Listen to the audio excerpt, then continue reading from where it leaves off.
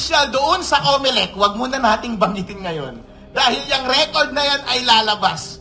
Meron po, napatunayan po na tumanggap na 25 million pesos mula sa isang local candidate.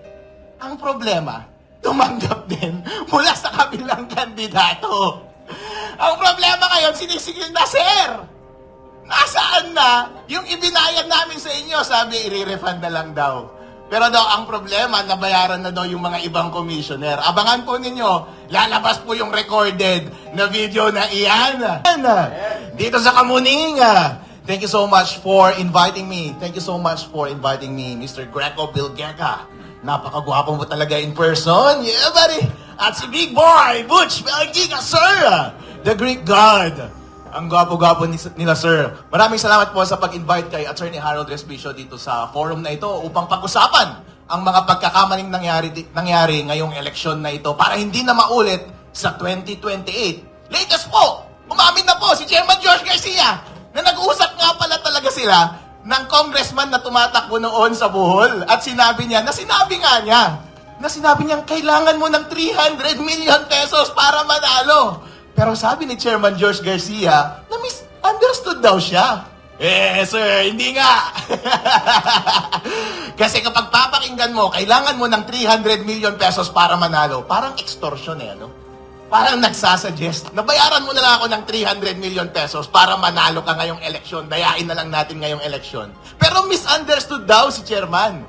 Ang ibig sabihin daw niya, yun daw ang magagastos mo sa eleksyon na ito para manalo. Pero sir, ang allowed na gastos lang ng isang congressman ay 3 pesos kada botante. At 300,000 lang ang botante doon sa distrito niya. Ibig sabihin, ang gastos, 900,000 lang dapat. Bakit mo sinabing 300 million? Sir, hindi nga. Sir, pagkatapos ng pag-file namin sa Supreme Court, marami pong lumalapit na report kay Attorney Harold Respicio na pareho po ang experience. At sir, merong na-record na mataas na opisyal doon sa COMELEC, wag muna nating banggitin ngayon. Dahil yung record na yan ay lalabas. Meron po, napatunayan po na tumanggap na 25 million pesos mula sa isang local candidate. Ang problema, tumanggap din mula sa kabilang kandidato.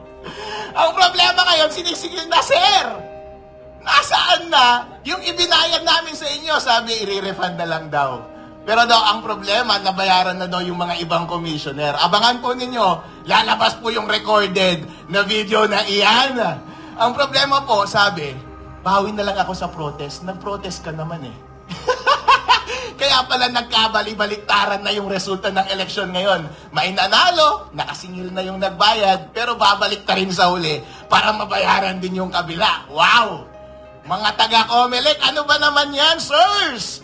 Ngayon po, pinag-uusapan po natin ang mga pagkakamaling nangyari ngayong eleksyon na ito.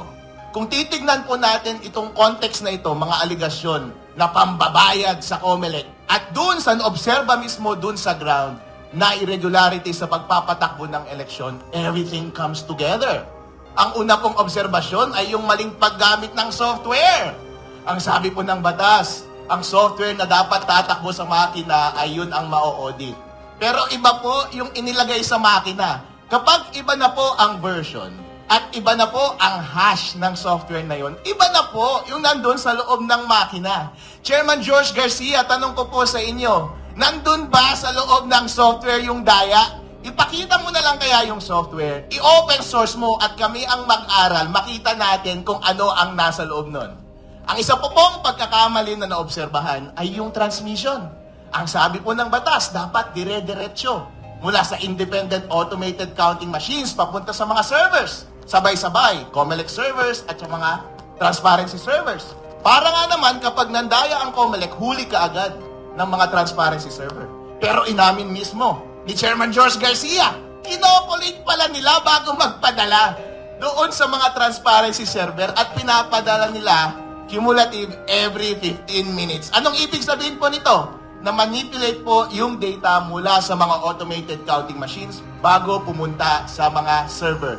Labag po yan sa batas, illegal po yan.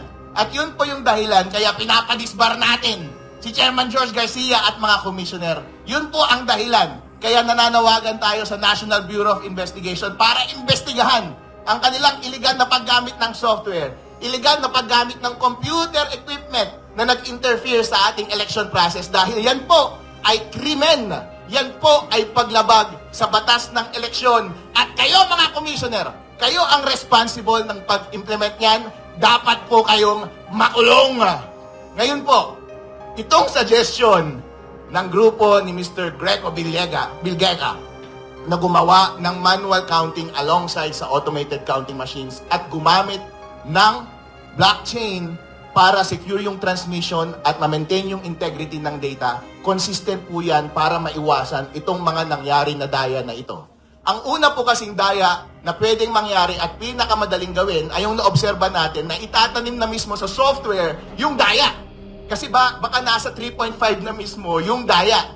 Pero kapag manual counting mo yan, syempre, nawala na yung opacity. Transparent na. Makikita na natin mismo yung mga balota. Ang tao po, kapag binidyo mo dyan, yung mga election board, yung mga watcher, makikita nila, yung mga balotang binabasa nila, nakikita natin kung nandaraya, makikita natin kung totoo ba talaga yung bilang. Kaya yung problem number 1, maiiwasan po kapag ginawa natin yung manual counting sa araw ng eleksyon.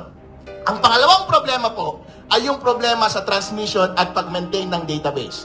Masasolve po yan ng blockchain.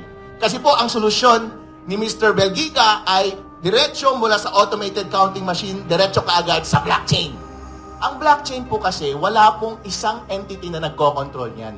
Distributed po yan. Yung software po niyan ay open source. Hindi mo pwedeng dayain yan at maraming mga servers na independent na nagme-maintain ng lahat ng database niyan. Kaya kapag transmit mo mula sa automated counting machines papunta sa blockchain, walang kahit na sino mang gobyerno, organisasyon o media o tao na pwedeng mandaya niyan. Diretso kaagad, in real time, reflected kaagad, kita ng public kung saan yung source at kita kaagad yung resulta ng eleksyon. Kaya wala ka ng panahon para baguhin pa sa gitna yung data na ipinapadala ng automated counting machines. At kapag nasa blockchain na, hindi mo na rin mababago yung final results na nandoon. Kaya hindi mo na mababago yung data na nasa database. Inuulit ko po, in summary, ang problema po ngayong eleksyon na ito ay dahil hindi tayo sure kung may daya ba sa pagbilang nandun sa software.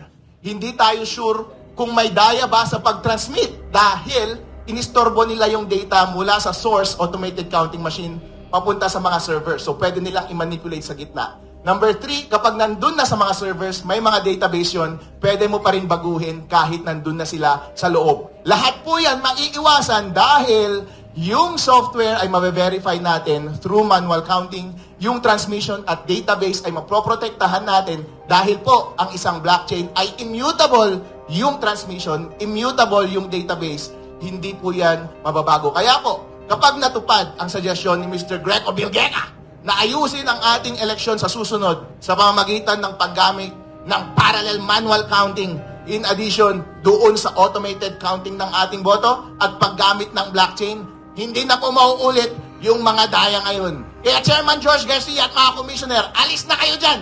Ilagay na natin itong mga idea ni Mr. Greco Bilgega at gawin natin sa 2028 para lahat po tayo ay masaya at lahat po ng ibinoto natin ay siyang totoong mauupo, mapoproklama at mamumuno sa atin.